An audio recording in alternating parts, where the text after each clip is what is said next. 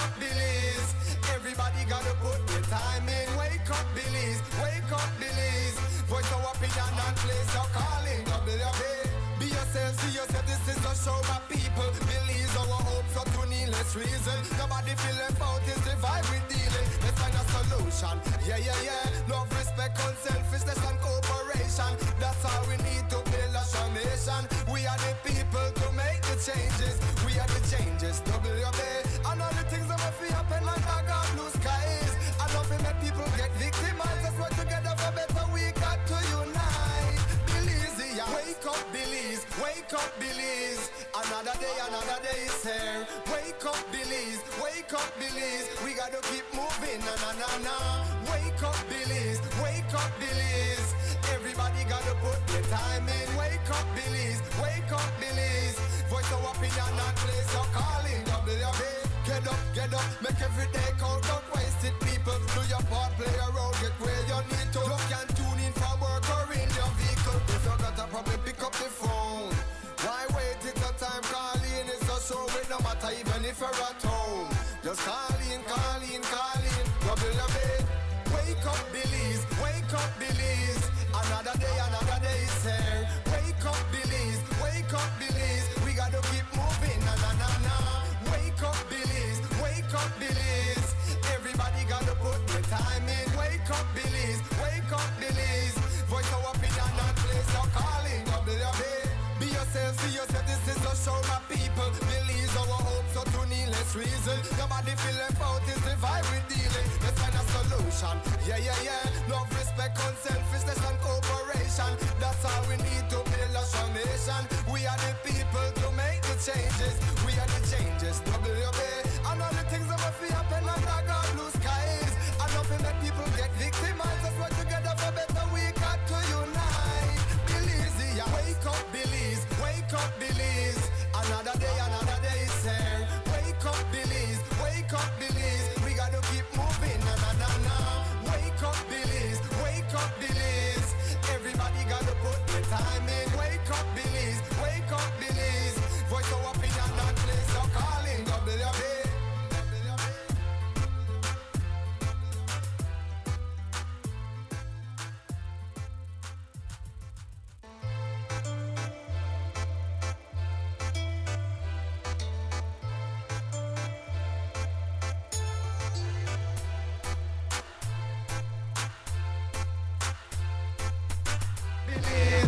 Everybody gotta put their time in. Wake up, Billies. Wake up, Billies.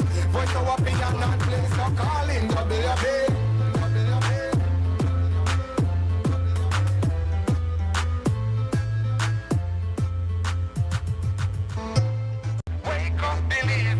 Good morning, Billies. Welcome to the WB Wake Up Billies Morning Vibes for today, Friday the 21st of March, 2025. I'm Mose, Hyde, hosting WB on remote location, Spooner's Reggae Cafe, North Front Street, Belize City, celebrating Reef Week, of course, under the theme Building Resilience from Ridge to Reef here in 2025. This is an annual tradition at the WB.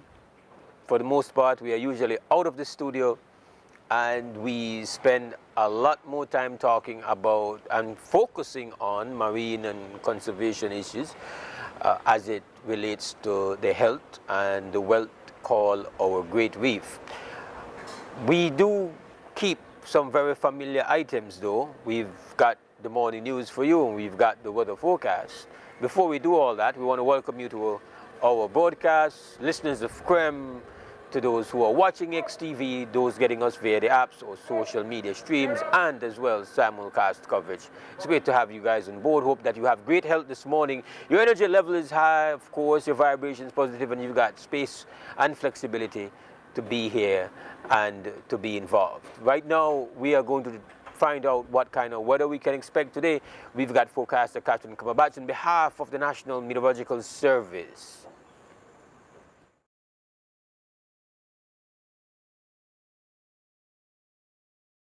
Today and partly cloudy skies tonight. Showers, if any, will be isolated. The outlook for Friday and Friday night is for fair weather to continue with little or no rain. Winds today will be out of the east and northeast at 5 to 15 knots, and seas will be light chop. Low tides will occur at 6:52 this morning and 8:57 tonight. High tides follow at 1 o'clock this afternoon and 3:06 tomorrow morning. Temperatures this afternoon will peak at 75 Fahrenheit up in the Maya Mountains, 85 along the coast, and 92 inland. The moon will set at 9:50 this morning and the sun at 6:03 this evening. In the sargassum forecast, satellite imagery and surface observations show that sargassum continues to increase over the area. Therefore, the chances of more mats affecting coastal destinations remain high. And that's the latest from the Belize Weather Bureau. Do have a pleasant day. The first private radio in Belize since 1989, Creme FM presents the news. Informative, accurate, current information, local, regional, and international news, weather and sports. And now, the news.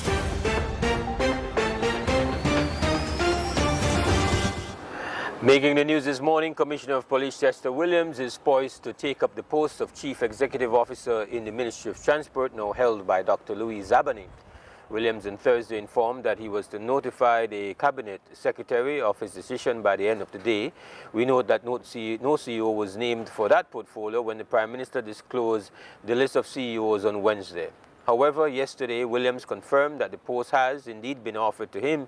He indicated that having served over 6 years as Commissioner of Police, there's nothing more that he can achieve in policing. We are told that details of his compensation package are being finalized for the transition to be complete. Other reports are that Dr. Richard Wasado will be leaned on by the Bisenyo administration to become the next Commissioner of Police. Prime Minister John Bisenyo has announced his senatorial appointments. There will be some new and young faces in the upper chamber of Parliament. Eamon Courtney will remain the leader of government business in the Senate, while Christopher Coe will also return as senator. The other senators include the Secretary General of the PUP, Linsford Castillo, teacher Rosella Rana, young attorney Hector Guerra from Marine Parade Chambers, and Brittany Galvez, who is the niece of Ilana Chacon. She currently works as a program coordinator in the Office of the Special Envoy for Women and Children. They will be sworn in at the inaugural sitting of the Senate at a later date. The three opposition senators have not yet been named. English experts from the company that produced the Jetstream 32 aircraft that crashed off the island of Rotan in Honduras on March 17th, killing a dozen people, were set to arrive in the country yesterday. Honduran immigration authorities expedited their documentation for their earliest arrival. The Honduran Civil Aviation Authority informed that the occurrence of an accident triggers the automatic notification of the company in England. The aircraft was owned by Lanza Airlines from Honduras and was on a 65-kilometer trip from Rotan to Honduras when, according to preliminary reports, one of the two engines malfunctioned, causing the aircraft to plunge into the sea not long after departure. Among the deceased was global Garifuna music icon Aurelio Martinez, while his French manager Helene Odile Guevara survived the crash. Honduran media have reported receiving reports from a friend of the now deceased pilot that the aircrafts for the Honduran airline were not well maintained. It is now being further reported that he was concerned about the integrity of the aircraft after a flight earlier in the day. The Minister of Science and Technology and Scientific Innovation of Honduras, Luther Castillo, has said a thorough investigation needs to be conducted to ensure that there is justice for the 17 victims in the plane crash, only 5 of whom survived. Aurelio Martinez will be laid to rest in La Ceiba, Honduras at 10 this morning. The President of the Honduran Congress is expected to attend. Honduras has been receiving messages of condolences from around the world. 31 Belizeans, including Aurelio's son, Newani, and several other artists, embarked on a trip to La Ceiba, Honduras, to attend the funeral. The excursion departed from Independence and was partly sponsored by the National Institute of Culture and History. The delegation also includes producer Ivan Duran, who worked extensively with Martinez for decades. While on their way, Newani serenaded the delegation. Yesterday, Kim Vasquez, director of the Institute of the Creative Arts, shared that Niche has offered the Bliss Institute for the Performing Arts to serve as a venue for a tribute being organized by Belizean artists in Aurelia's honor. The offer has not yet been taken up. The event was initially set for Saturday, however, it has now been postponed until next week. A wildfire that broke out Thursday morning near Savannah Field Station, located near the Belize Zoo in the Sharon Matola Wildlife Sanctuary along the George Price Highway, has left damages of between 2 to 3 acres of forest cover. Fortunately, it was extinguished. The station in La Democracia is a research facility named in partnership with Wildlife Conservation Society, WCS. An assessment is being done in hopes of determining if the fire was man-made or natural due to the heat levels. Yahaira Urbina, site manager for the Maya Forest Corridor for WCS, shared that the fire season is delayed this year as we would normally start getting fires in February. Nonetheless, she emphasized that we need to be vigilant. We're hoping that it is not as active as last year, but still we do promote for everyone to be vigilant in case a fire starts, for us to be prepared for it, and also just be mindful of fire. If you don't need to light a fire, don't light it, or if you're going to light a fire, use your precautions and use your measures to reduce the risk of fires just being leaving it unattended and just spreading and exposing people to the risk of fires. What are some tips you would give persons if they encounter a fire in their communities? So definitely what we're promoting is for them to report. Especially if they don't have the proper training, reporting. And reporting is important, is what type of information you're giving. For us, the more information you give the party that is going to attend is better, because for fire, we need to know if it is smoke, what direction the smoke is doing. If you're seeing flames, how high is the flame? What type of habitat or what is burning? If it is grass, if it is savanna, if it is, a tree, all of that information, if they're reporting all of that information, that will prepare the first responders. It will actually make a difference if they're going to take out the bombera or just a water bag, because then that will give us an idea of how to mobilize. Definitely, I think part is prevention. And for communities, definitely having their lines, like having those breaks to really separate from, especially those that live nearby savannas, is, separating that and making sure you have your lines. And if you're burning garbage, do it at a proper manner, or disposing of your garbage. Do not use fire. Like I said, a lot of times in communities, sometimes fires get out of control because they're left unattended, because they might say, well, the fire is going to stay here, but if the wind comes to play, a fire can spread so quickly, because you have to take in consideration when you're dealing with fire, you need to take in consideration the climate, what is your surroundings, and all of those things there. And that brings us to the end of this morning news update. We'll take ourselves a break. When we come back, we're going to open up our full Reef Week conversation right here inside Creme Radio and XTV. We'll be right back.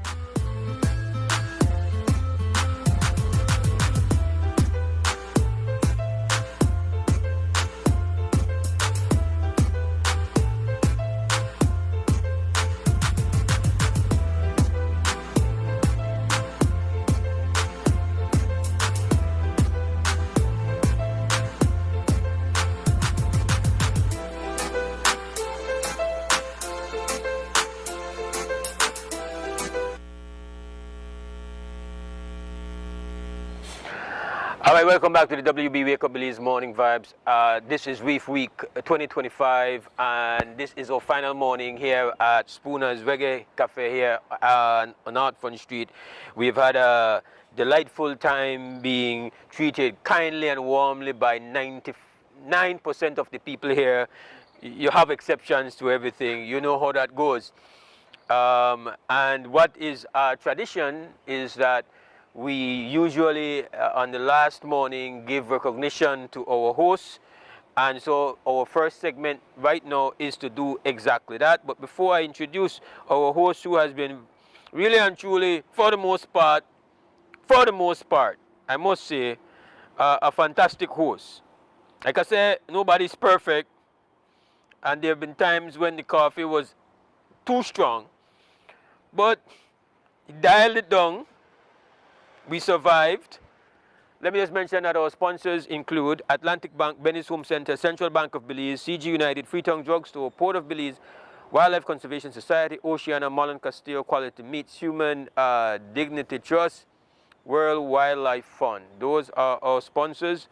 And we've got to, right now, introduce proprietor, manager, the CEO, the man where they run the thing, the shot caller, the general, the boss of the place, Gert. But listen. Good morning, sir. Good morning, brother Mose.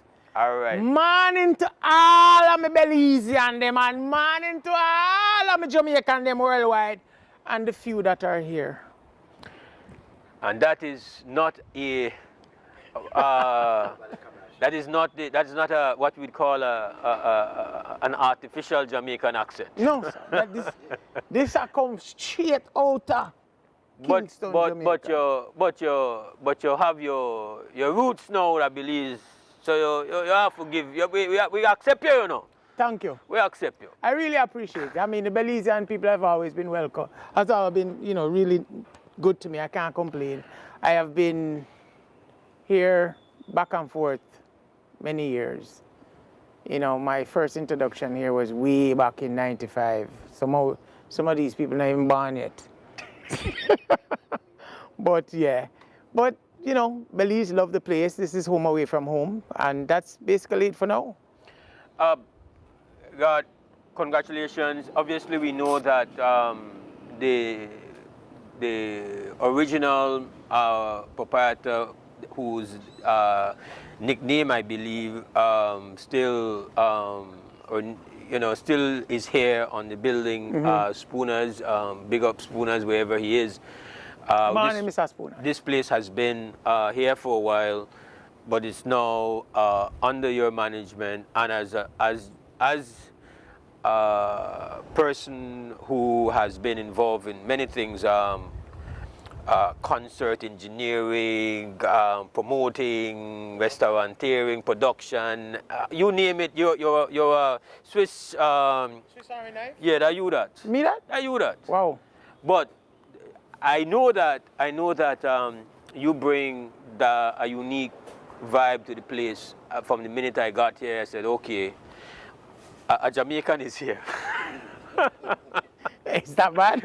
No, it's a good thing. No, listen, well, you know what? High regard, especially for Jamaican cuisine. Well, you know what? For me, who have traveled the world with a lot of these. So we show the chef on it. Hey, here goes the chef. So for me, who have traveled the world with a lot of reggae artists, food has always been something that I love.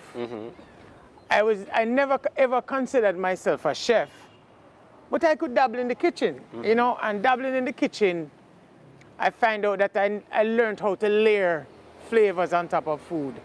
And then over the last couple of years, I have a friend of mine who has a seasoning company, and he makes all sorts of seasoning with no salt, no MSG, just natural stuff.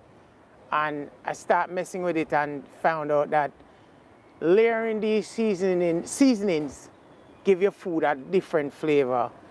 And bringing this to Belize have now opened up the Belize eyes to what real Jamaican food's supposed to taste like. But, before you say something, but of course, you know me, I have to mix it up. I do curry chicken stuffed jack. I'm going to bust a oxtail stuffed jack. I'm going to bust the brown stew chicken, the real brown stew chicken. You're going on with that kind of stuff. Here you know. The real brown stew chicken. No. And the Esco Beach fit. You know what? Brick City. You are going to eat the first brown stew chicken. Right. With 2 flour dumpling and 2 finger banana. You know, see it? That's how we are going to run it. You know, see it? God, the facility here has always been just, you know, you can't beat it with Pie there. Tell us about your location and what you thought when you first looked at this opportunity. The first time I came to this place, I was like, wow. I fell in love. Like 8 years ago, I was like, darn, I love this place. You know, and I think it was just underutilized, you know, and I always kept coming here, and one day I just built up the nerves and say, talk to me, no big man. And the big man say, you talk to me. And we came to an agreement. Of course, we, on behalf of the entire crew here, we want to just say a big thank you. As I mentioned it, you were like, okay, when? And yeah, we're all involved. And no problem. Where you want there and where you need. And that's it. We really want to give thanks for that. But Mose, amazing willingness for work with me and being a partner. But Mose, you forget say you that family from way back when. Well, I don't want to go into all the details of how that happened. No, that not have good. All them need to know say we that family from way back when. Well, you can't have a place and care of people, but anyway. Aye. Big up your wife. Big up Angela. I hope you tune in. Actually, she's at the airport. They're at the airport, coming in. Yes. Now, you also, beside the food, the cuisine, and what happens during the day, you're also, well, you're again, typical Jamaican, you cannot have music to go in on. an establishment. Right. That's a given. So, most Jamaican establishments back in Jamaica and abroad does have, whether it be legal or illegal, we have music. Although them say we don't have music and we don't sell liquor, we are sell liquor and we have music. Right. So we do have music here a lot, and we do a lot of, you know, one of our main thing is a Friday night with Stone Jam. Coming up next, not this Sunday, but next Sunday we're doing Consonance on the Deck, which is a whole, taking this music genre in Belize to a different level of a 5-piece a cappella style setup. This venue for me, I really want to turn this venue into a live venue, you know, where we can do a lot of live music, unplugged music. You know, I want to do some parang, I want to do some pan. You know, those are the things I want to get into. You know, I want to make Spooners be known nationally and internationally as a live venue. Right up on the Haluva right, with right all on the boat, water. all the fishermen. Of course, everybody chat, Jew! That's all they can hear, Jew! So, one thing we know that you can't have nothing but fresh seafood with you there. Yeah, no. And you know the worst part? I can't swim. So I can't even fish for myself. But of course, you know, you're a very proud Jamaican. But, yes, I am. But you've also, I know, demonstrated tremendous love for the Belizean community as well, and then regard you and Rachel. And we indeed find that we have had some really great, delicious stuff. We have to say that. Oh, I would say the winner for me up to now. I mean, this morning not yet tested. We did have the curry chicken right now. Yeah. So you know who you need for big up? Who I need for big up? Betty Jean. Ah! You have to big her up. And you have to big up Alfred. No, me ups. Come on, you can't make a big up. You know what? You know what? Forward and Payaka, my girl. No, me up. Forward and Payaka. If the Belizean people don't understand what forward and Payaka mean, it means come up front. Okay. Hi. No, hi. man, you have to come in at the middle, man. You can't. You have to share, man. This is Betty. Morning. When I came here, I found Betty here, and all Betty needed was a little bit of tweaking. Now I'm afraid I like puss, because the way this woman you cook, with the little bit of you do the curry tweaking. chicken? Well, it may bad. Bad. It may bad. I never know, because, you know, the whole week, she don't cut her out at me, I be real, that may ups this. I never made a cut. You never cut your eye. Just this morning, I find... Alfred! Just this morning, I find out that why better they cut your eye. Because them boy gonna move something where enough to move. And from then, better not play. So you have a great employee, because she defend... Then of course Chopper. Well, Chopper? This are Chopper. That the fried jack. This are the man He where do the fried jack. he ain't chop anything. No, I don't know. I don't know if Chopper, come forward, my boss. Come on, make Is that the space. crew? Is that the crew? This are the chef crew, right? So, and this is Alfred, Yeah. and Alfred is They're not from Jamaica. They're not Belizean. Belizean. Yes, man. Born and live Born and go and on. grow. But with a little bit of Tweak. anything can be You can tweaked, you know. You can tweak it how you want it. Being the engineer that you are, tweaking Is my a line. part of your trade, right? Yes, sir, definitely. All right. You take care of that treble and take care of the mid-range and everything nice. Yeah, there we Make go. it sound sweet. All right. Thank you guys on behalf of the team for all the warmth and not so warmth. Engineer. I never did my True. curry chicken. You make the fried, don't. We both make the fried, yeah? All right. All right. So right now we know that the spot really, because of where it's positioned, you do get a lot, at least what we have experienced, a lot of tourists coming here. Yes. But you want the local vocals then come on. I need to tap into the local vocal markets, as you call it, which yes, we're taking our time. We've only been in here 45 days. 45 days. 45 days. So, And you don't get Creme Radio and XTV for their live at your place? Huh? you know, it's a blessing. I'm not gonna lie. Jaja know. How can people book the place? Yes, the place is open for bookings, parties, birthdays, conferences, anything you want to do on the deck. The deck is wide open. The deck is beautiful. I'm sure people have seen You know. that and know that this is exquisite. So And, you know, the place comes with everything you need. I mean, it's and is it clean bathrooms and... the section front still? Oh, yeah, the front is still there, which is the cafe, which, you know, we have all the coffees you can think of. You know, and... Yep. I know, I have experience. Oh, you have experienced the coffee. How is it? You put the Cuban mix in it, and that one they turned me up Monday. I had to tell you, dial it down, sir. Hey, man. Give me the I can't say the word right there. No, you can't say that word on the radio, on the TV. You can't say that I have one. to ask you to tweak that. Turn it down. Turn it down. Turn down the bass. It was too much. Too much bass. It was too much. But it's been great, and was a again, pleasure. so people can just link corner the place. The numbers are still the same for Schooners Cafe. Nothing you're has open changed. with time. We open 7:30 till 4 during the week, and on Fridays we open 7:30 till midnight because we have that chill Fridays with Stone Jam. All and right, DJ big up. Bones. Big up, Father Stu. Father Stone in Yes, the seat, and the legend himself. So that happens on Friday evening. Friday evenings. All right. So this Friday evening that they happen at the Bunks. Listen, we soon start bounce music from now straight back till midnight. Typical Jamaican. All right. Well, I make you guys do big up who want to reach out to. Can you can't come here just who you want big up? Big up somebody. My very dear new friend, Miss Betty. Kiran. We have to big up Miss Kiran management, Who you Miss big up? staff, My stuff. Shoshani, Yeah. Kelsey.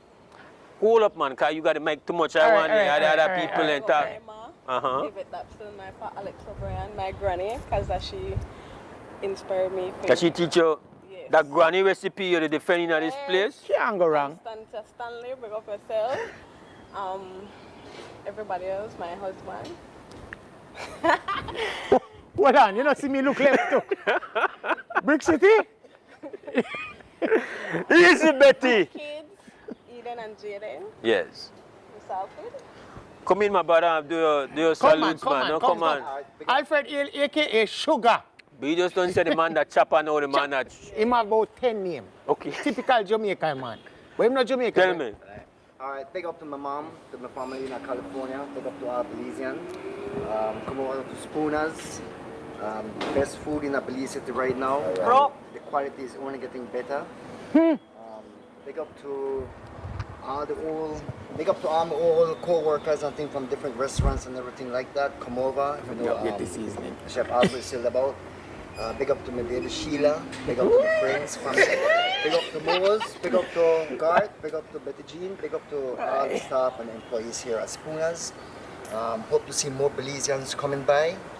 It's a nice place. It's at home, cozy. Come on the river deck, relax. Catch a drink or some Jamaican rum like pong. that. Yes, ma'am. But you hold the mic like what name? Toots. I said Toots hold mic, you know. We out there saying. Yeah, we have to pick up Grace. Mel, and the Grace crew. Yeah. Big respect. Getty Seasoning for providing us all the seasoning out of Jamaica. Yaga, you know that's how we do it, dog. You know, see. So, Mose, don't know, you know. But give thanks. You that the boss. Give thanks and respect for Brick City. Engineer. No, man, I have to pick up Big City, man. What do you mean, man? I have to pick up Big City. Man, in the sideline. Oh, God. One brick. Name the Mike Wire, the man the back for Koyan. So, no Koyan start. All right. I went pull back that. Hall and pull up. So, you know what we say? Ja.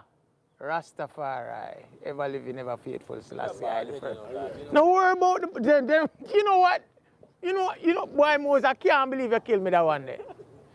God, thank you for just joining us. Anything. Again, big thanks and respect. Anytime. Reggae Cafe 100, we could defend that because we experienced it for an entire week. Week 2025. We don't put it funny. We didn't have record books now. It was at? It's logged. Yes. We go to 2 cents calm. We take our first break. When we come back, we're gonna get down to the business of Reef Week. This is Creme Radio on XTV, live and direct for Reef Week 2025.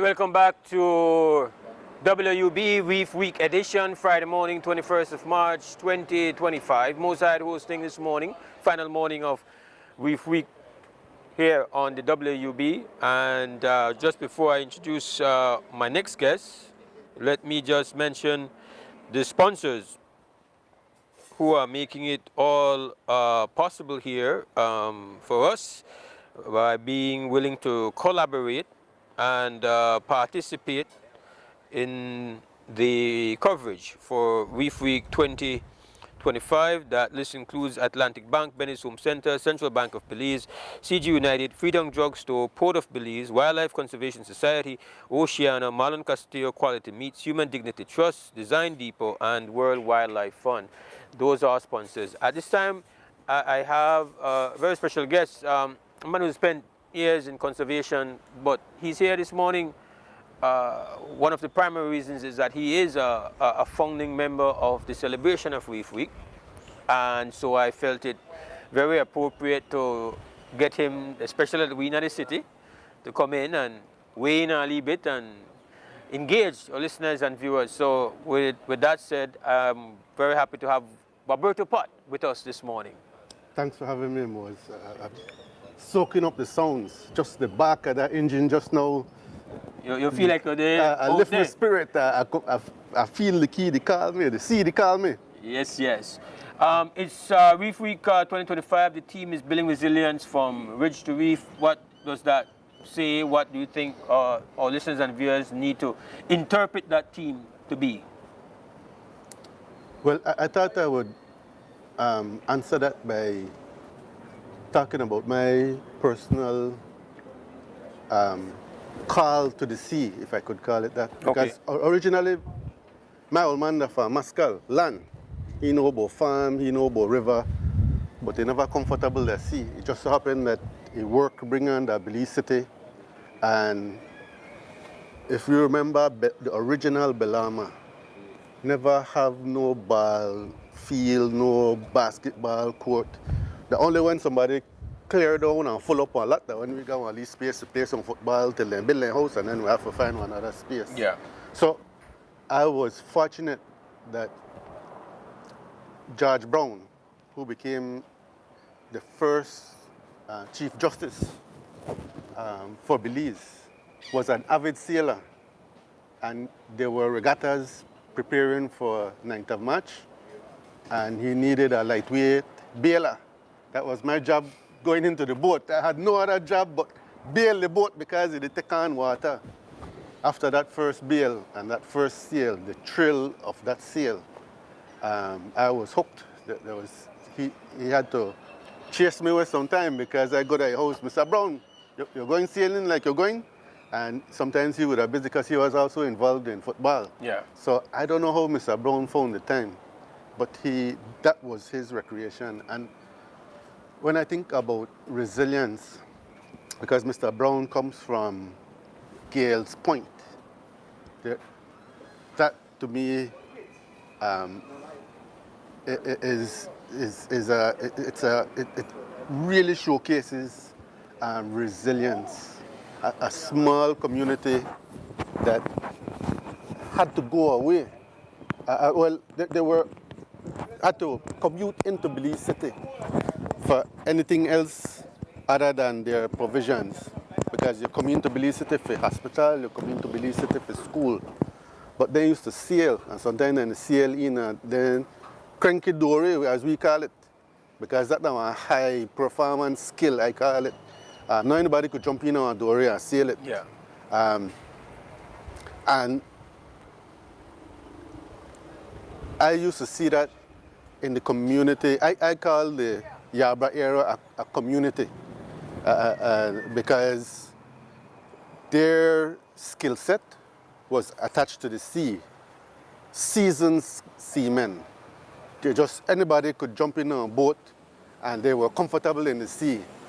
And for me, the sea provided them the opportunity to be resilient because they could go and catch their food.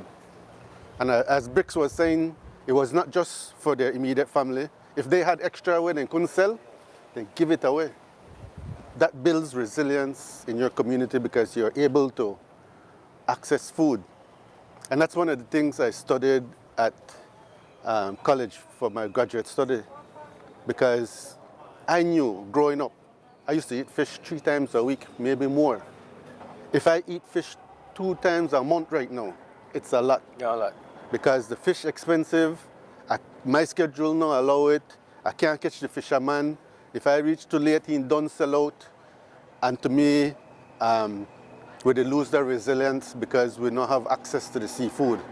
And there's a big debate on whether or not we have enough fish. But I think if we look at the data for some of the fish aggregations, we have the practices in the past hurt that resilience, because we used to catch the fish for raw. We like eat raw, but raw that the fish egg. If you kill the fish when it got the egg, you want to catch up with you later on. And so we've killed out some of our aggregation sites, especially for Nassau grouper, and that's why there's a season now.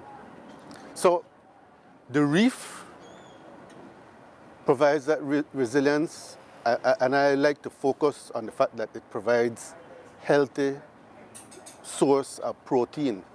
Eating that fish, if I could get fish every day, I'd eat it every day. So it's definitely an interesting question, because I really didn't think about that. I heard when you asked Brick if he could ask, and maybe not only ask, well, people how often they eat fish now, but how often they eat fish as compared to maybe, if they're old enough, 15, 20 years ago.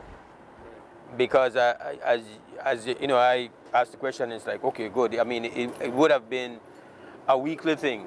Fish would be a weekly thing. Fish is no longer a weekly thing for me.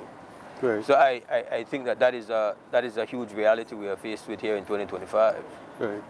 And so my appeal to the authorities, because I would be the first to recognize that the Fisheries Department doesn't have enough resources to do the work. And so their focus is on the export market, conch, lobster, and then they try and do what they can about fin fish. But if you have 100 and odd miles of course to manage, it's a big space, Mose. It's a big space. I worked out at Laughing Bird Key, and it was great to hear about Eworth's experience.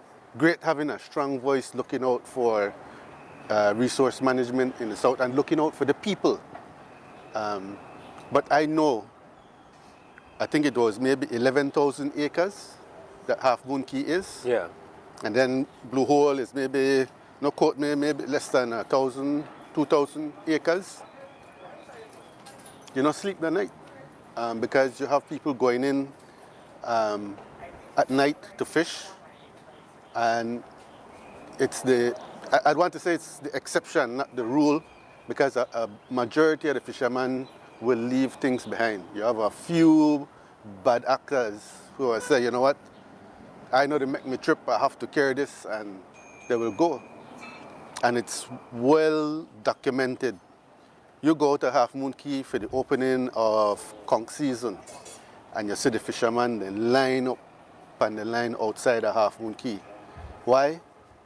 Because what is outside is not allowed to restock. And so the protected areas help to restock.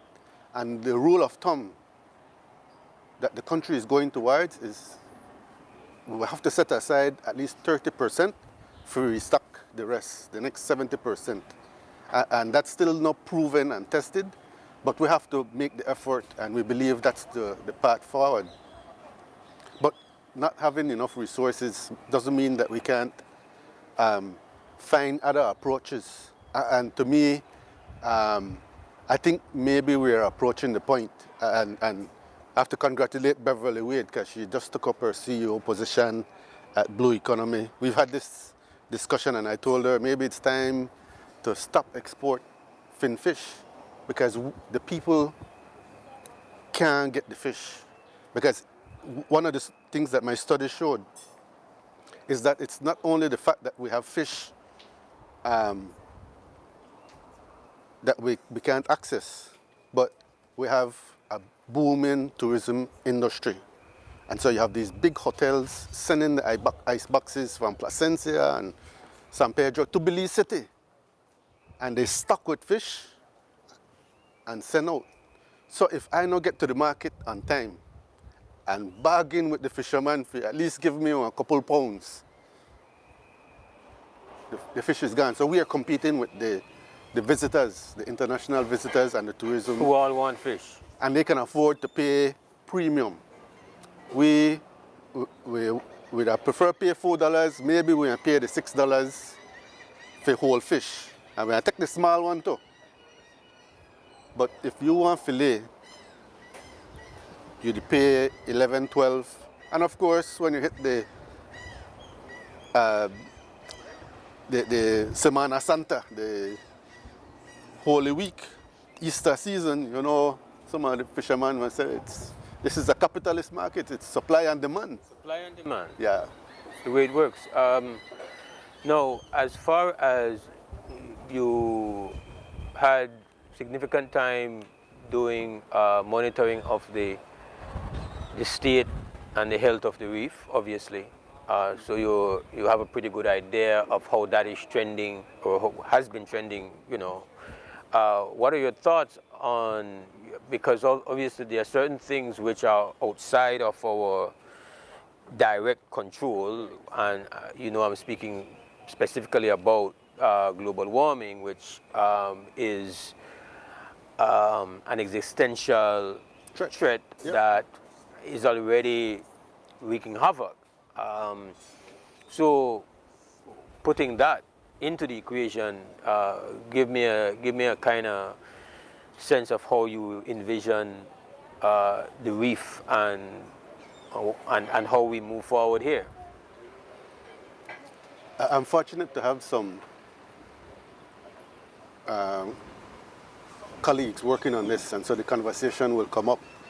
I don't work in it directly, but my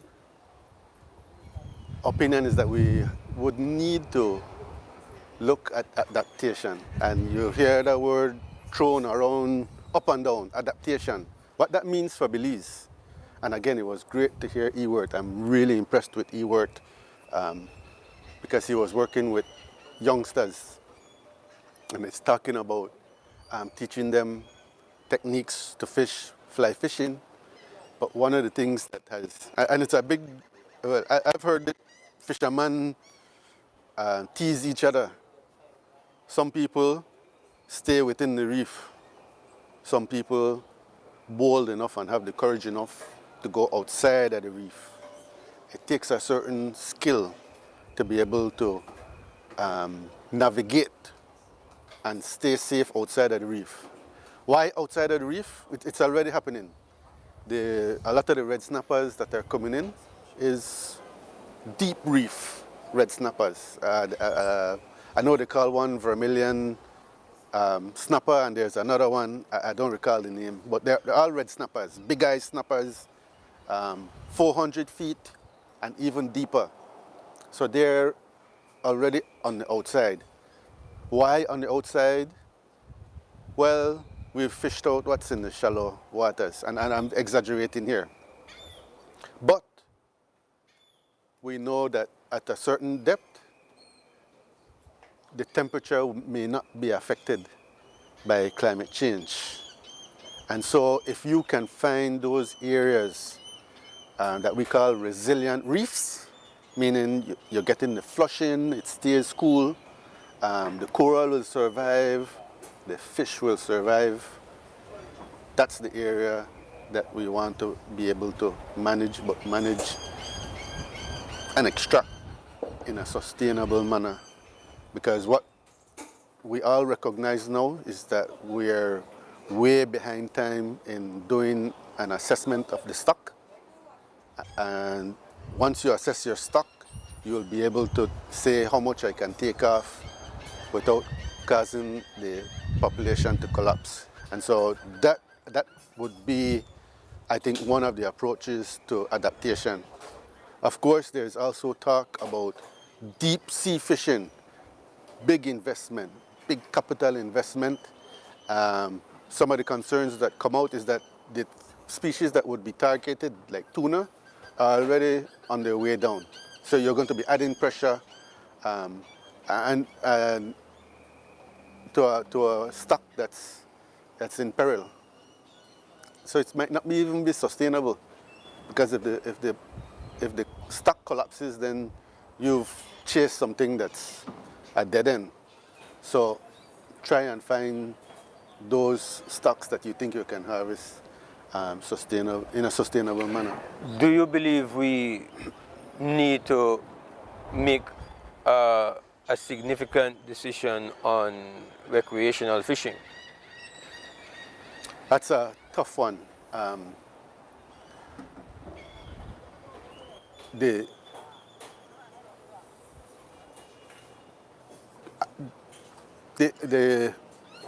My immediate reaction is the recreational fishing tends to be a lot more accountable than the commercial fishing. Fishermen no report when they catch, and it's a distributed landing. That means I could bring in undersize, I could bring in out of season. Nobody don't know when I land and how I land.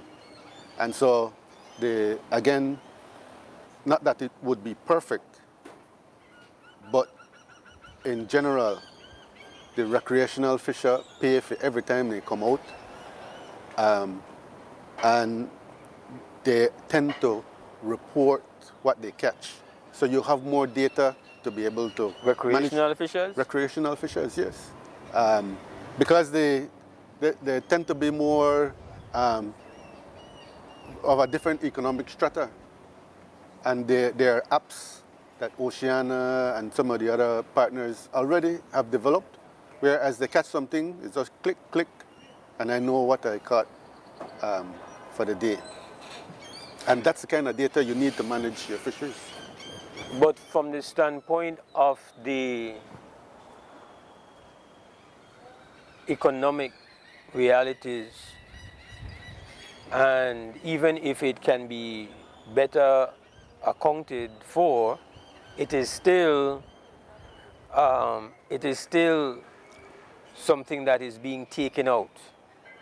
It is it is still subtraction. It's extracting. It's an extraction. So you have you have a good idea of the extraction, a more accurate idea, but it doesn't change the fact that we are confronting a reality where the fishing stock numbers are a huge issue, and the nature of our fishing, I think it's called like an artisanal fishing model.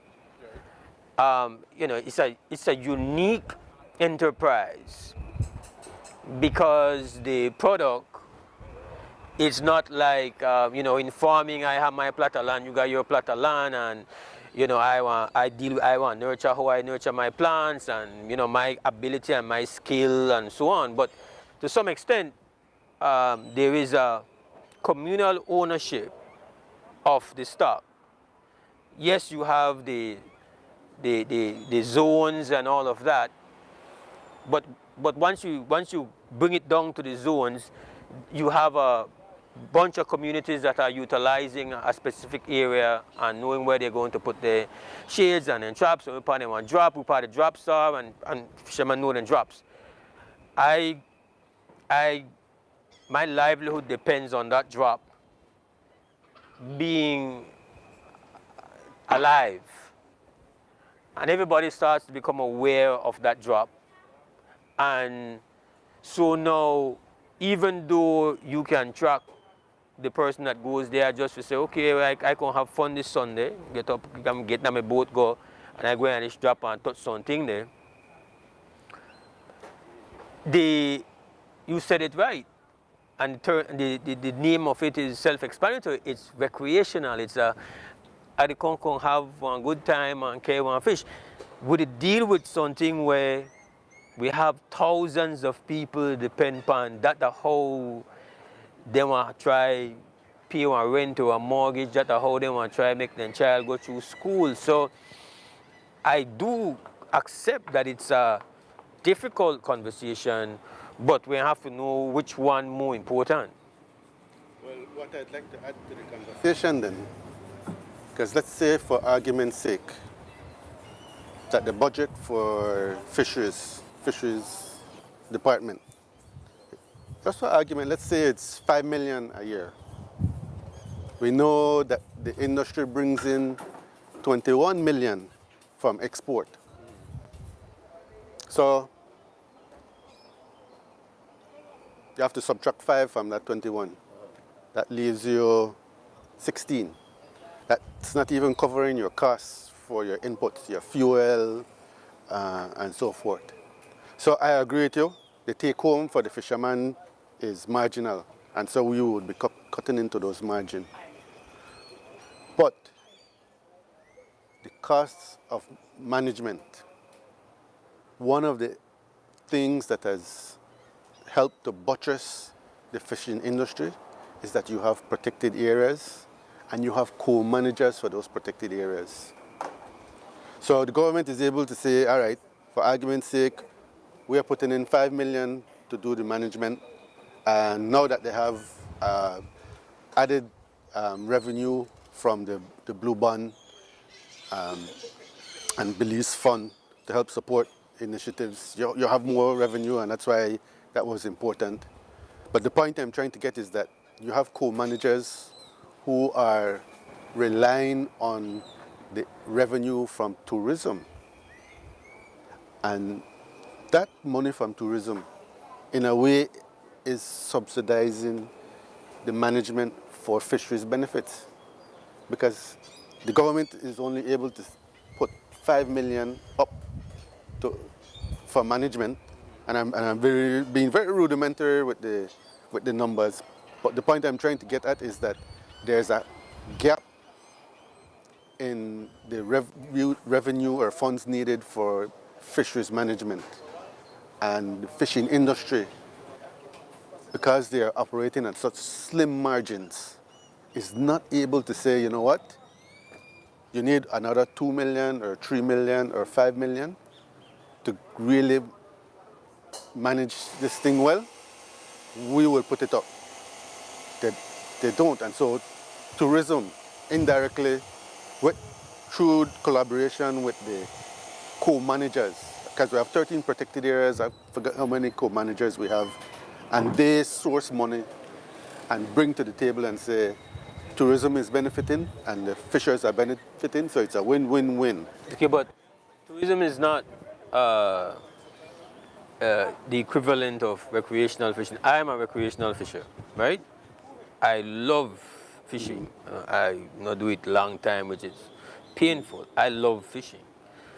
I love the ability if I could go out and go and see if I could catch something. Yeah. A beautiful feeling. And that's why you have people who have their boats, have their fish finder, and some people will, you know, in their family, this is what they have done, so they know a leaky when they go hang out, and they know the Reef system, and they got their lines, and it's a beautiful thing. So essentially, in raising the issue of really working out the opportunity costs and the net impact of recreational fishing is to almost to put myself and people like me under the microscope and say, can we afford with all this? So yes, we understand that the tourists, like having tourists and doing fly fishing, which is again, it's not extractive. Fly fishing, the fishes are being returned. So there is a neutral impact on fishing stock, and then the money is coming in to subsidize, you know, what you have described accurately, the shortage in resources to have the proper, to defend the regulations that are there to safeguard the stock to begin with. But when you're in a as a seafaring sailor, and you said you were the bailer. Yes. When you are trying to especially if you're in a tight situation, you have to make a decision. I need this water out. I can't afford to have this water. It's a negative drain. It's not like the boat, the sink, but it's a negative drain, and we can't afford it right now. So I feel that the reason why that is not something that we're willing to, at the level of the political director, entertain is that, well, ultimately, people like me who do recreational fishing are very influential.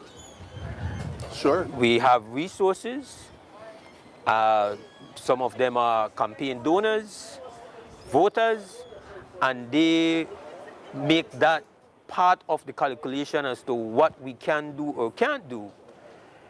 But at the same time, I don't know if the examination of the pros and cons, the working out the equation to say whether the true cost, what will be the true cost of the ever high pressure on the stock, and what it then does with the displacement of all those people who this is how they survive, because the country and the society economically does not, one of the concerns you always have with something falling apart, whether that's sugar, whether that's fish, any of that, is because it is the gap between finding where will be the next thing when that is no longer working. It's the way how the economy works is that it don't happen fast enough, and so then you have catastrophe, at least economically, for certain communities, and then the whole society faces pressure. So it's not a pleasing thing to me to talk about, because it would be a thing where I am denied access to being a recreational fisher, but I don't see how you know have it as something we really have to consider. Hope you don't mind I tell you a story. No, man. You start out to tell me. When I shouldn't say we, because I wasn't even a part of the effort, but I was on the tail end, establishing these protected areas, Sapadilla, Holchan, not Turniff as yet, but Saltwater Key and a few others. And it was being led by Janet Gibson. Shortly after I joined in, around 2001, 2002. Being from Belize City, I approached one of the very respected fisheries stakeholder group leaders. And I asked, how come we don't have one reserve for Belize City? You know the benefits where them guys from Placencia, Dangriga will have, because they could go right close to the reserve and they will catch something on the boundary. And he said, no, in no uncertain terms, we don't want no reserve yet. And to me, it showed their lack of appreciation of the science behind fisheries management. Their view, in my humble opinion, was short-sighted. We don't want no extra fisheries man. They tell we where to do because we want to take when we want to take, and we go unsupervised. So it is that even for me, I used to go take chance with my crowd by the Deepwater lighthouse. We call that a fish. It's not intended to be, but it acts like a fish aggregating device. So a nice big snapper go around there. Then buoy, they mark a buoy for the ships who come in. But other than that, most of the men have to either go way down south or then go out that turn left, figure catch something and be sure that they want to come home with something. So it convinced me that a recreational fisher who can be discretionary will decide, you know what, I know I take because it's not worth it for me to get catch up in any illegal hassle over one fish. And I want to pay extra than what the fisherman take. I could see a scenario, I'm not saying it will happen, I can see a scenario where the sports or the recreational fishing helps to bring in revenue to help the fisherman because again, the fishing industry is not able to cover the costs of fisheries management. But from a standpoint of the political directorate, when they factor in, as they have had to do in citrus and in sugar, when they do their calculus, they have to factor in the negative impact, and so allocations are made to fill that gap to make sure that those things are kept up. Isn't that what is done? I left that to the politicians. I left that to the politicians. Anyway, but I'm saying here that the calculus is not just. It's not just. Sure, I that's not that. the limit of the calculus. Yes. There's a socio-political consideration. There's all those costs. So when I look at the situation and you say, well, okay, because there are more ways there are more than one way to skin a cat. And if you say, well, listen, we are charged recreational fishers more for do. You want to be tighter management for how you go out and what you have to pay. So you still get to do it, but now we get more for then help out with the cost of managing the fishing stock on behalf of the fishers. There are more ways to do it. It's just to say, but it appears that regulation tends to go the path of least resistance, where at least the way the political directorate work, if they know you offend big people, they will shy away from it. Small people are easier to put things in place. And I'm saying here, we have to have a balance. And we have to have the courage to have the balance. I can't believe that I would suggest that this is something for you to consider, because again, it would infringe on a thing that I truly love. But we are in a space where our survival is going to be based on sacrifice. The sacrifice has to be properly ratioed, that no one group carries a greater sacrifice burden than the other. Understood. Agree. But I also, on the flip side, when somebody like Beverly Wades with the experience comes in and say, like the doctor, this is the treatment where you have to take because we are in dire circumstances. Not be like some of the other people will say, I will take the medicine, but before I go take one tap, before I take the medicine, you're shooting yourself in the foot. And then you come back and complain that the medicine never worked.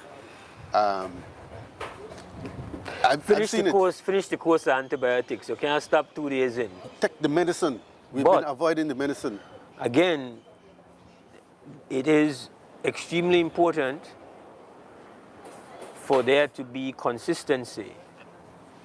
Because when you are not consistent, then you start to lose credibility. So if we are preaching the importance of making decisions based on science, we can't pick and choose the science. I try as best as I could not to speak ill of the dead. But I was there in the room when Beverly was saying, I don't think we should open up to resident Belizeans for fishing license. And the political director decided that the problem, though, Roberto, But this is what I'm saying. This yes. is the problem. This Yeah. is the problem. This is the problem. So the technical person is come with a political solution. experience dominates all. And when it comes to science and when it comes to where they go up on the reef, secondary, yeah. So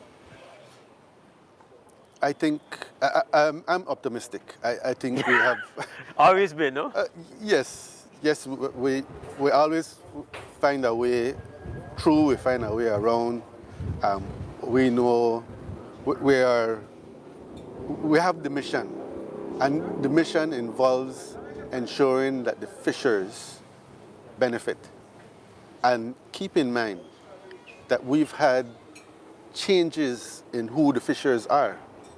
Originally, the fishers were Belize City, Placencia, Dangriga, Punta Negra, Kikaka, San Pedro. Sardinia. No. You're talking about you're going way back.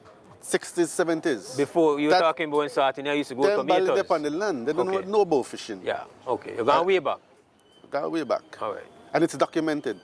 Miriam Hutrick did the study to show. It's when San Pedro, Kikaka, and Belize City decided, you know what, we don't make it. And in science, we call that a shifting baseline.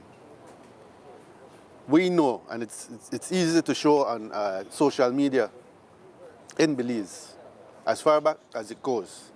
You look on the plate, the fish, they cross the plate, head hang out. I know when I'm in the group, I had to cut the fish in half and make it fit on the plate. You go and you check one plate now a margali fish, and if you fill up the plate, you're lucky. Yeah. You're paying a lot for it. And you're still paying a lot for it. The shifting baseline. So where I consider a full plate, decent sized fish, somebody else come right behind me and said, no, this smaller fish, good. Because I will get familiarized to as being... In fact, they referred to 1970s as the decade when the conch fisheries collapsed in Belize. But for us, no, that's all right. No, we continue. We have stocks. Keep fishing on the juvenile population. So, before we close, to our listeners, to our viewers, what would be your high priority take-home Reef Week message to them? Well, I think one of my strategies is to stay engaged. We've given up our spaces, our blue space, and the land side of the blue space. We fought for Barracks Green. Luckily, we still have our park, and round Yaba still have our park.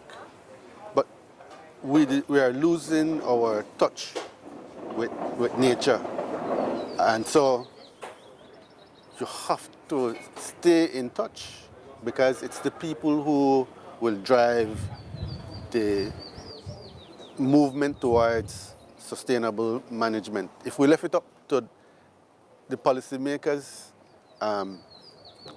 they will go by those stakeholders who engage with them. And right now, it's one group who is saying, you can't cut we out. You have to keep we fed and keep we fishing. And that might not be the best approach. We need to look at sustainable management, and we need the people engaged. Thank you for joining us this morning, Roberto. My pleasure. Always a pleasure. We have got a break. This is Reef Week. We're going to be right back. In Hyde.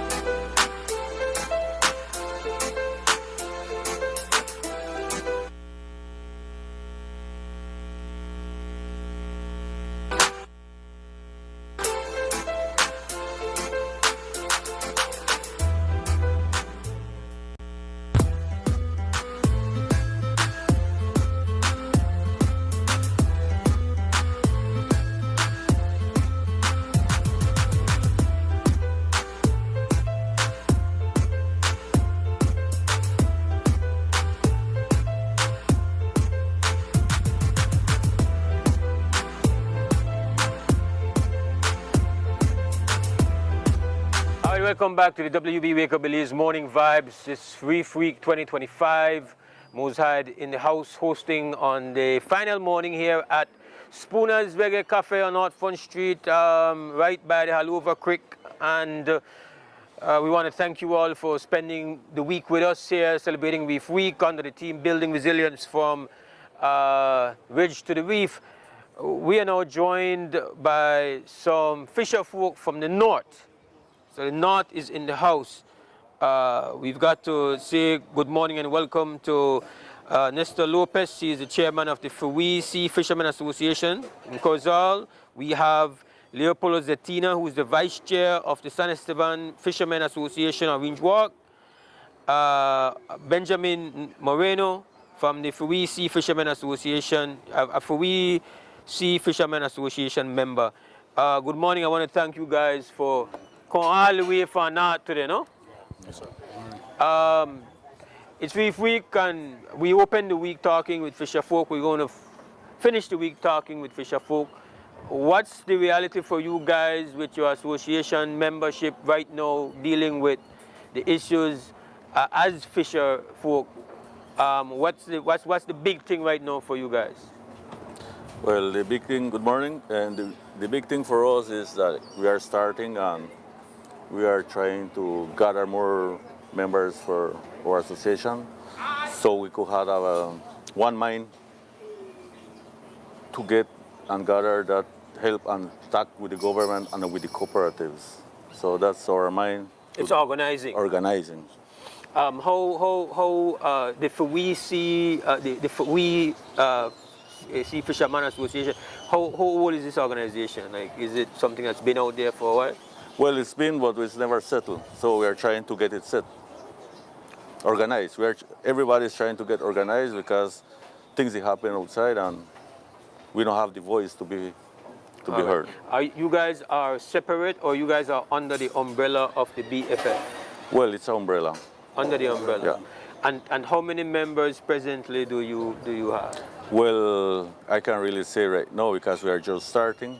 We are trying to work more, but we're hopefully at Corozal we have up to right now to 50, up to 100. We're trying to get more than 100 right now. All right. Now, how many? Like, I am very conscious of fisher folk coming out of, say, for example, Sartaneja, Challenge, but I'm not familiar with fisher folk coming out of, say, on Orange Walk and San Esteban. Like, is that a big thing there? Are you guys involved?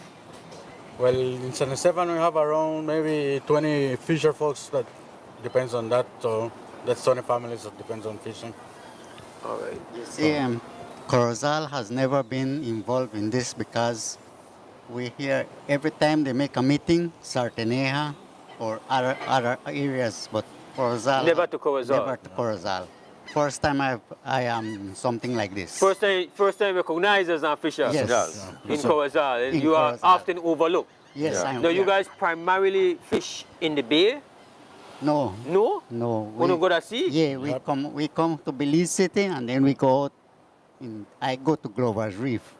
How long have you been a fisher?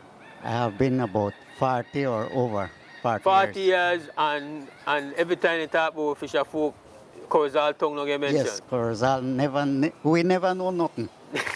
Yep. Never get an invite. Nothing. Yep. No. All right, so we got folks to listen to it, folks to watch. Like, as you have been 40 years in it, what are you feeling? What's your reality now? What's your pain? What's your success? What is good? What is bad for you? For all three of you. Well, what's good? What's bad? Well, to me, what's bad is that we have never been taken into consideration, or our voices has never been heard, right? And we can't do nothing about it because if we speak out, they just hear us and done. But now that we are trying to form a little group, I believe that with this group, our voices will be heard. Anybody else wants to mention what's the good, what's the bad, what's the... Well, the same thing as Mr. Moreno said, that we want to know our voice to be heard. That's the only thing, because always they do consultations, always do meetings with the cooperatives and with the other associations, and we now get involved in that. So they choose and they make their minds by themselves without taking care the mind of the fishers. All right. When it comes to the issue of getting your voice heard, you now have a chance. We have what is your message to we even if we don't have the people at the top listening, they were here.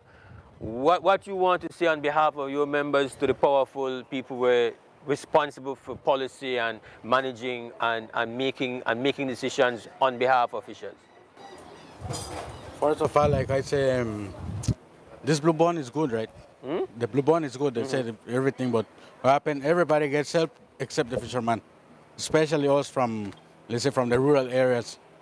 Most of them, they're trying to do bigger reserve. We don't say no because it helps a lot of villages, a lot of families. But then our concern is that our fishermen are not getting what they're supposed to get. We can get a grant, we can get help. We are like we want help, like just like the kid farmers. They have when they go and buy the gasoline, they get better price. Their diesel. We don't have no help like that. Every time cooperatives, everything they get help, and us as fishermen we are left out. Anything else? Well, that is something like he said. So we can, as fishers, we can get grants. We only get loans, and like the banks or like the DFC, they don't have some kind of consideration like this. When the season closes, fishers are not working, not able to paying, all of that, right? We'll have kind of deal with them, so they have kind of consideration with the people, right? And for we boys to be heard with the tops that take us in consideration. Take we for consideration. Everything planned like reserves and things, make consultation with the fishermen. That's exactly what I was thinking right now, that when fisheries and they take into doing a reserve or doing prohibiting fishing areas, prohibiting certain species of fishes, we'd never hear about this. When you hear it's done, where did they consult the fishermen? Nowhere. Well, that's what I believe, right? And it makes us like feel like we are not taken into consideration. They just cut us out of the. No, as fishermen, what is your experience on the sea? Is it more difficult to find your produce? It's not more difficult. What happened is that they are doing the reserves bigger. They're just expanding the reserves without proper consultation. And so you have not experienced less fish, less anything. You feel a little bit more higher because you have to go a little bit farther or dive in areas that you didn't used to dive before. You know, like 20 years ago, we could dive a whole amount of space. Now they're just pushing us out. Literally, like they don't want the fisherman to survive, or I don't know. Well, according to my experience as a old fisherman, right, I still get the same amount of income that I used to get years back, right? But yes, I see a little depletion in certain products, but sometimes it's because there are more fishermen in the sea, not that the sea is getting less product. The fishermen is what is increasing, and what I used to take by myself, now I have to divide it between more, 5, 6 more. That's our problem right now, because there are times in the year that fishing gets difficult, not all the time, but there are certain seasons, like certain months of the year that fishing is very difficult. You get a depletion in the product because the amount of fishermen take the product and it doesn't give it time to come back. No, the criticism that is often put on fishers is that, I mean, you to try to pay your bills, right? Yeah. And you need to catch fish. You need to catch it. But then often I say, yeah, but fishermen don't want to trust science.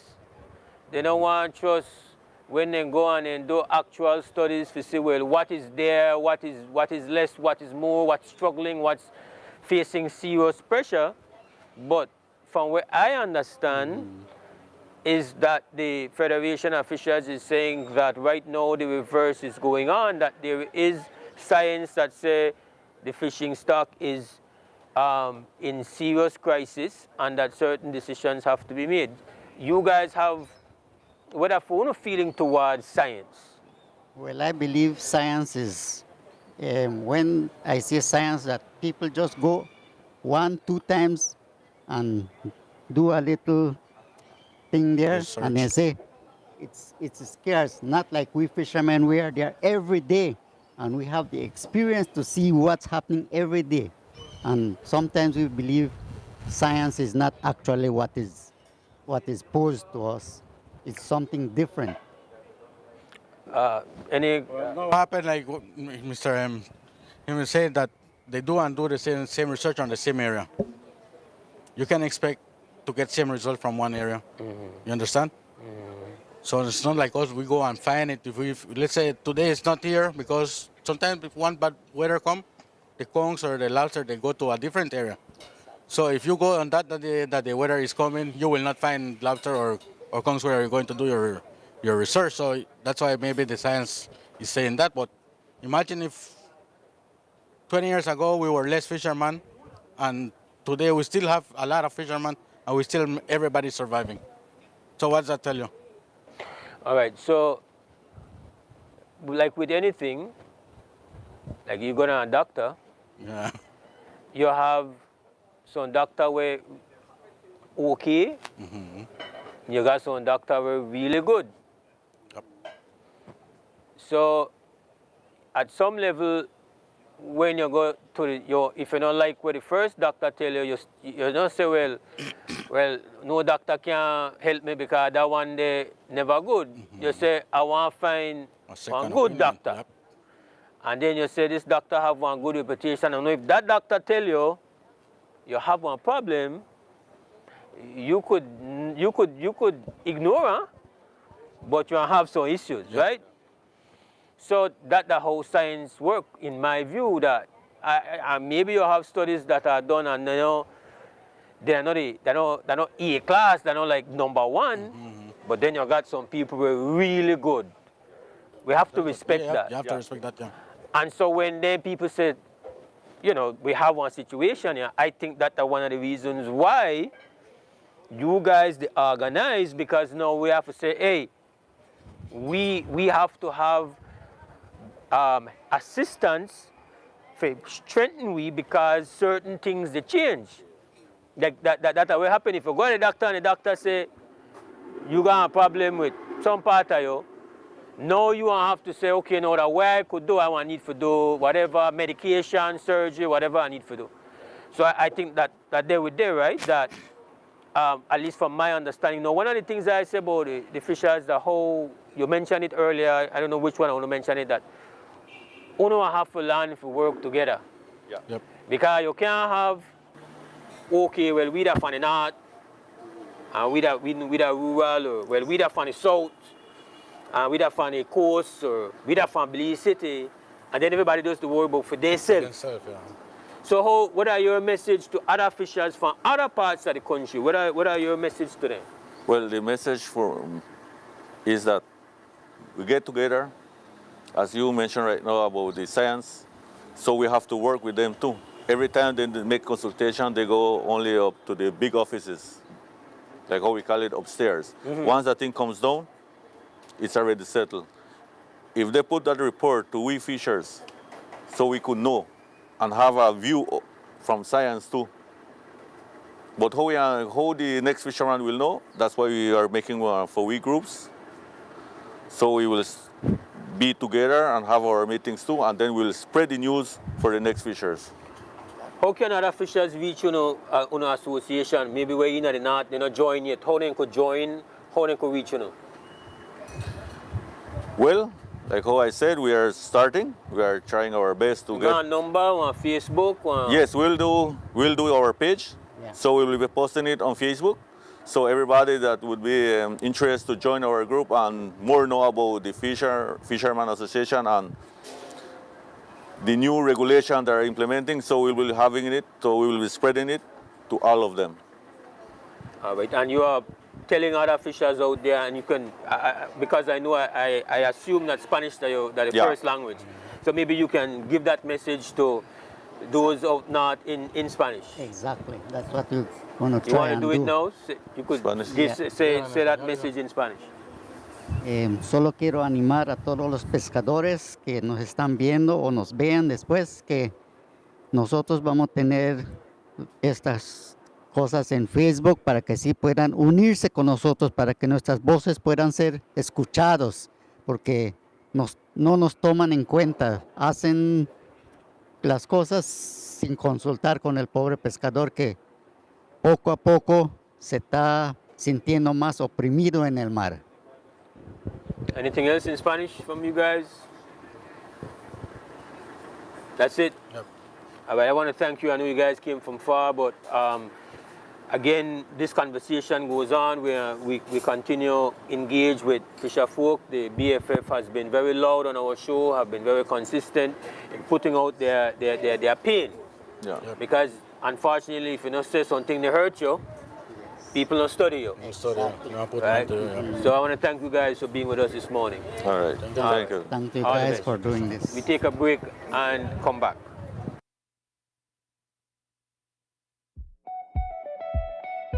En Belice valoramos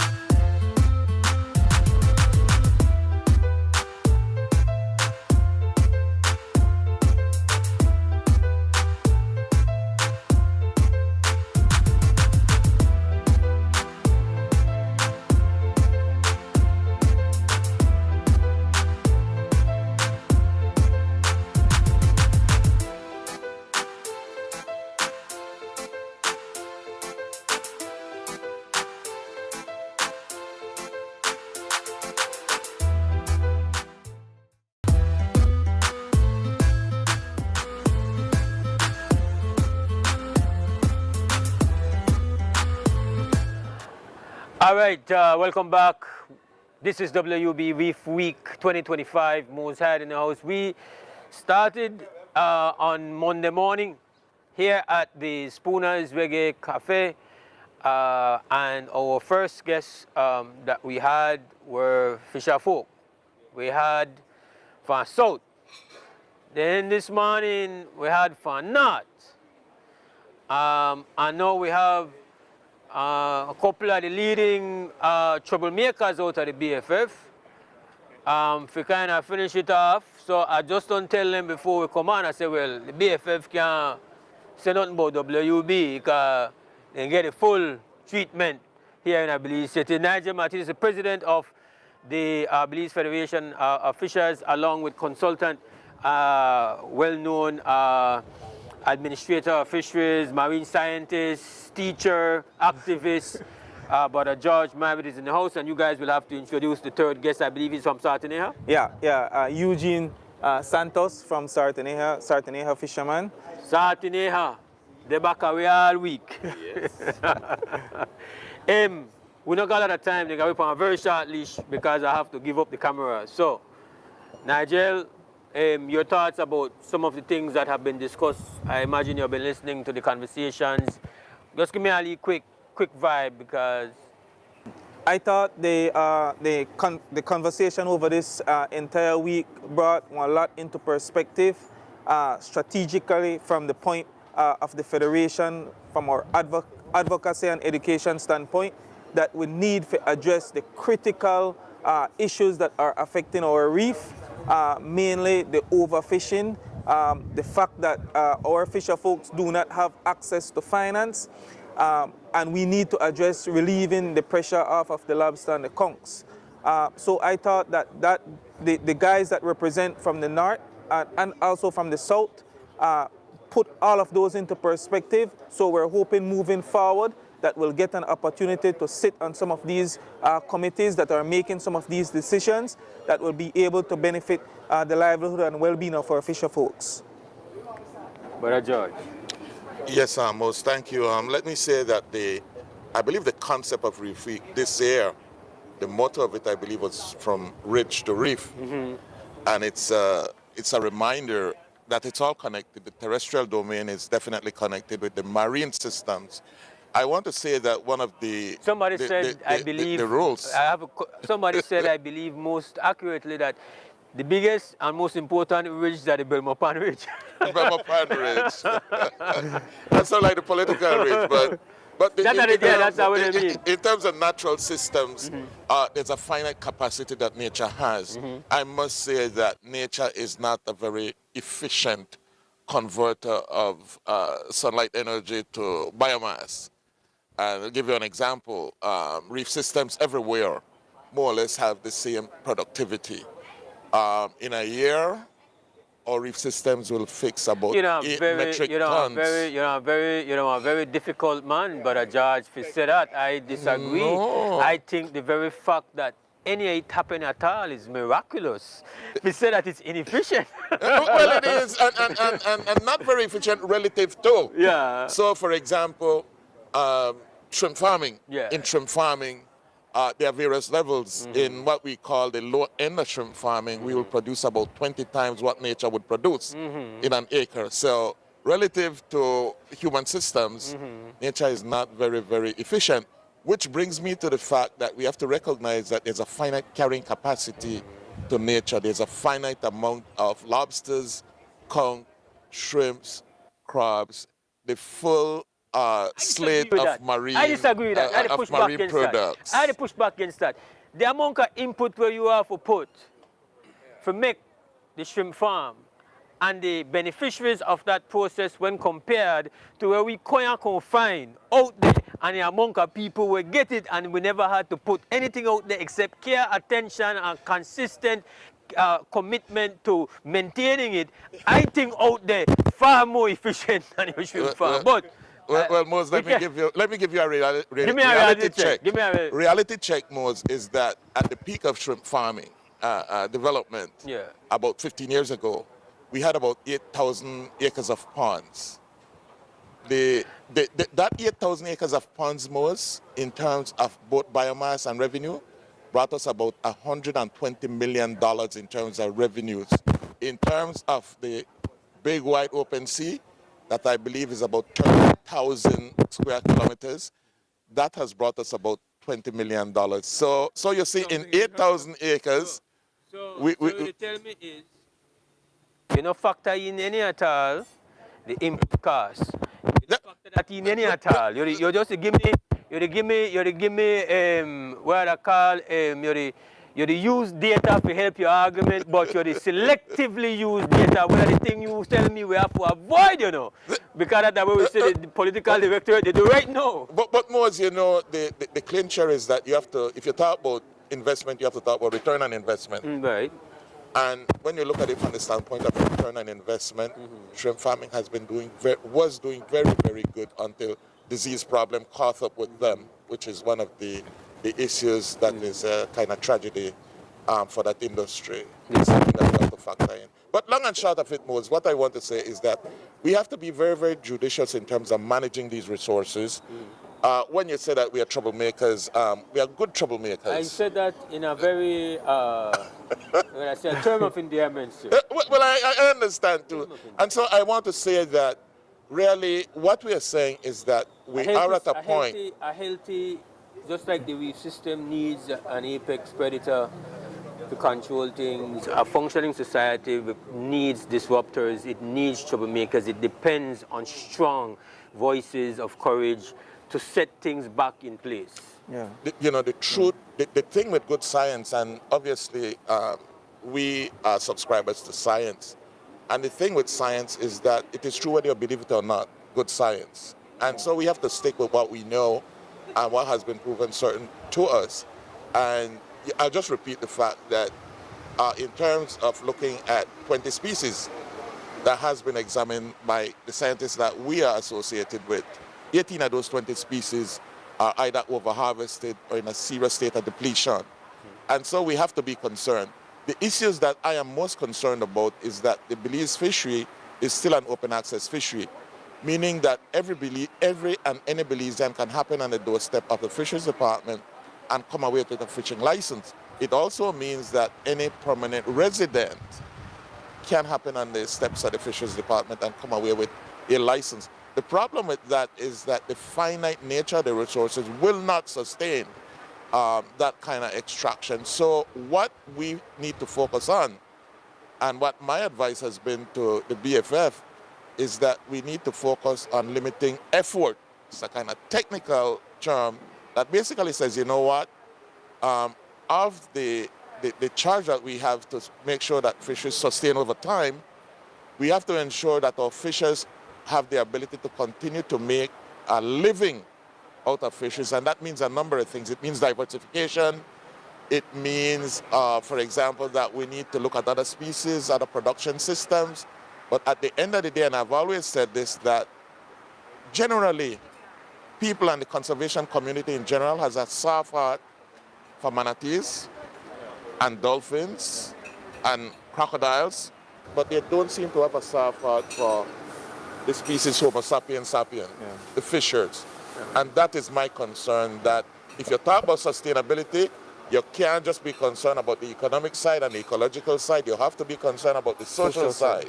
Brother George, we bring our brother all the way from Sardinia, running out of time. My brother, respect for coming. Tell me, what is your message to listeners and viewers, Belize, this morning, last morning of us honoring Reef Week? What are your thoughts? Well, good morning, overall. My main point is that I agree with Mr. Mai with him saying that that we have to find resources now. The resources for us, how can we find the resource whenever especially, I'm sorry if I disrespect or something, but especially for the law enforcement at the fisheries. See, like in Turf, we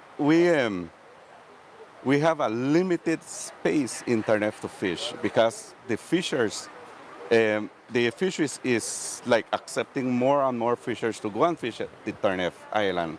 Now the space that we have is limited now, and the fishers we really can't go and work like in Glovers or some other places because they will chase us from that place.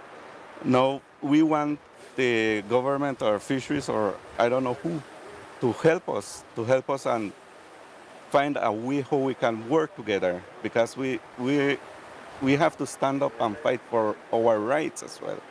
Because you are always saying that the fishermen are the ones who are over exploiting the sea. But to be in a really serious matter like we are not because we are just fishing the same amount every year. The thing that happens is that more and more fishermen are coming in and they are really deducting my income because of this overfishing now, what they see. So, yeah. What you want to tell people about these folks who are in on them boats? We see the boats, we take photos of the boats, but tell them about the life of these people in the boat that you represent, these brothers that are a part of this community. Well, myself as a fisherman, we represent like a really hard-working people. We work really hard to sustain our families, so we have to keep up that work even though if we have bad weather or anything that's happening out there. We lose our loving, and we have just to keep up because we have no other place to go and work. So we have to always be here. George and Nigel, I don't have enough time to get into the issue of a conversation that I had before you guys. I have immense respect for Roberto Pot. He's been a part of this whole process. And I enjoyed the fact that we were pushing back, and he was pushing back on the matter of, I feel when I hear the lay of the land coming from BFF, that we have to be willing to confront very difficult choices. And I said to him that I love fishing, but I don't pay my bills off fishing. I pay my soul. I enjoy going out on the water and looking for one snapper, one big red, looking for one kingfish, looking for food. I love eat fish. I love catching. I love the process of trying to catch them. But we did at this point here where we have to look upon everything, and he was pushing back, and we had a pretty good, I feel, important, respectful conversation where we have different views, but we were sharing information. I think that is extremely healthy. But one of the things he mentioned to me, which I was kind of like, oh, okay, that's interesting, which I don't know, and you guys, I want you guys to tell me, and we can, because of time, I know you will have a lot more to say, and we can do that in another space, another time. You guys could always call. But the point that he raised that had me thinking, okay, he says that it's easier for the fisheries because the recreational fisher is better at being accountable when they're taking out as compared to commercial fishers where you can't really stay on top of everything when they take out, what they're extracting. And so I guess saying that we are able to more accurately quantify what are the impact of recreational fishing, and that is something where I guess we don't have to really take on. What are your thoughts on that? In a quick way, I guess. Well, there's a requirement in the context of the fisheries management, for fishers to submit data. And that would obviously mean that they keep track of what is being caught and in what quantity. Now, I don't know to what extent those data are being submitted to a fisheries department in a timely way. What I would say that it comes down to perhaps literacy, and it comes down to how committed the fisheries department is in terms of chasing up on the obligation of fishers to submit that data. What I can tell you is that there is not necessarily a sharp dividing line between commercial fishers and quote-unquote other fishers, and I'm saying other fishers because when people talk about the non-commercial fishers, they think sport fishing, but really there's recreational fishing, of which sport fishing, the catch and release aspect is a small part of it. A huge part of the problem that we have is, and this is across the Caribbean, is that there's a major competition for between recreational fishers and commercial fishers, because those recreational fishers will take home perhaps as much as the commercial fishers. And this is across the board. This is all your finfish, all your snappers, So it's and a your legitimate groupers, concern. as well as your conch and your lobster. So there has to be a change in policy and legislation, and of course, the enforcement aspect of it is super important in kind of leveling the playing field.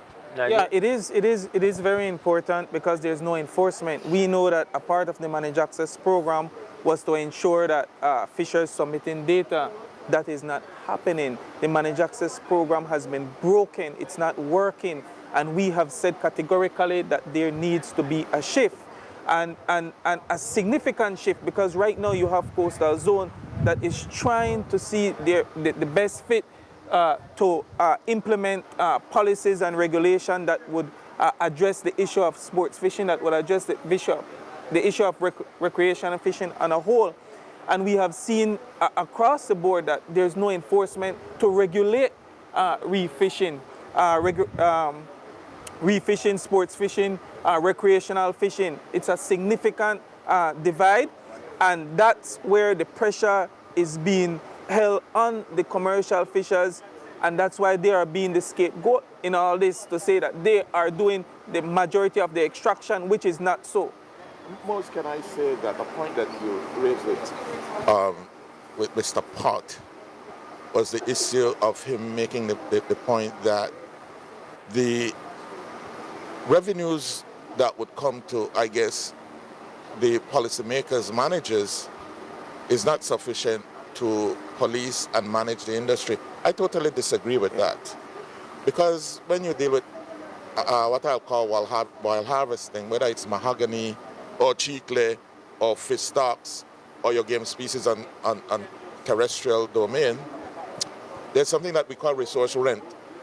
And the basis of that is that if you're extracting those resources that belongs to all of us, then you have to do the arithmetic of the economics of it to say that if the industry is worth $50 million annually, then the government of Belize must ensure that if it takes $8 million to properly manage the industry, that comes from those people who are extracting. So conceptually, it can be done, but as you have said, Mose, there's a political walk, which is what is most expedient politically, and that does not jibe with the whole concept of sustainability the way it ought to be delivered. Thank you very much, Nigel, George, my brother. I am out of time. I'm out of time with my camera, and so we go to break. I thank you for the support, for bringing your members from around the country, fisher folk, where they live the reef, where they live the pain and the pleasure, the challenges and the success every single day. That are the real. So give thanks, respect is due. I'm out of time. We go to break. Enhanced service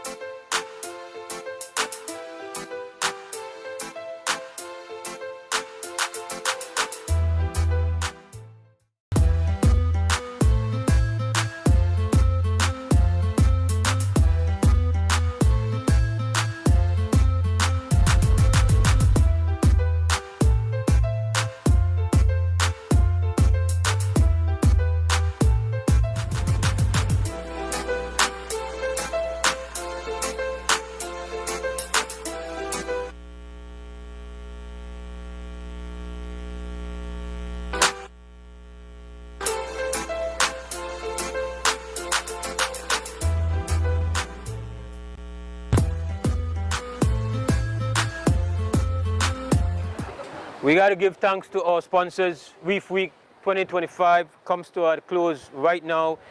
So respect Atlantic Bank, Benny's Home Center, Central Bank of Belize, CG United, Freetown Drugstore, Port of Belize, Wildlife Conservation Society, Oceana, Marlon Castillo Quality Meats, Human Dignity Trust, Design Depot, and World Wildlife Fund. We thank them for their support, for their collaboration. Hi, Dominique! Bye! I say hi. Hi. Glad to see you about. Dominique, Morales in the house, we're upon the deck. Where we have been accommodate 5-star styles. Thanks, big up yourself. Tapa, Gart.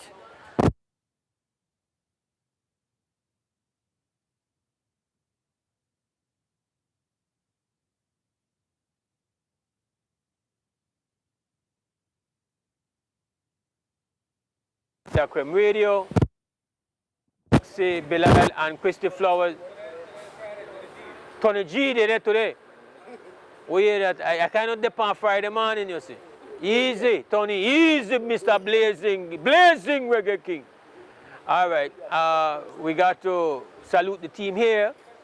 Of course, we have the glue, Mr. Cliff Lewis. We have the one, Harlan Wagner. The one and only, I should say.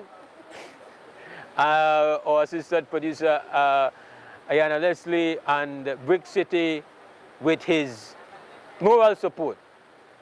Because name wire the man back, but so the thing go. To all the guests, some came from far, some came from around the lane, with all their information, their knowledge, making this rich. Let me just take my dear brother from outer ATL. Yes, sir.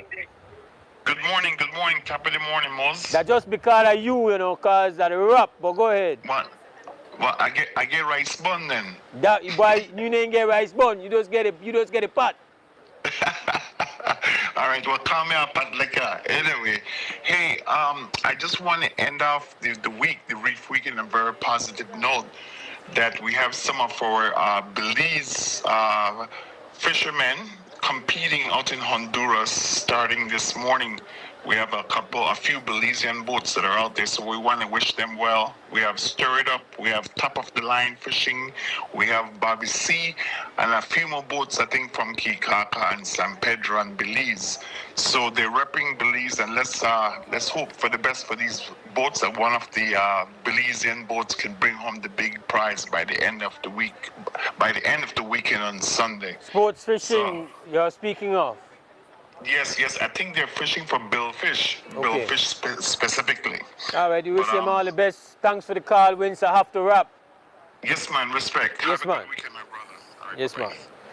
With that said, Belize, respect that you spent time with us, whether it was every day, whether it was just every now and then, whether I mean the whole show, whether that was only 15 minutes. We love it. Thank you. As always, stand strong, stand firm. For now, we're gone!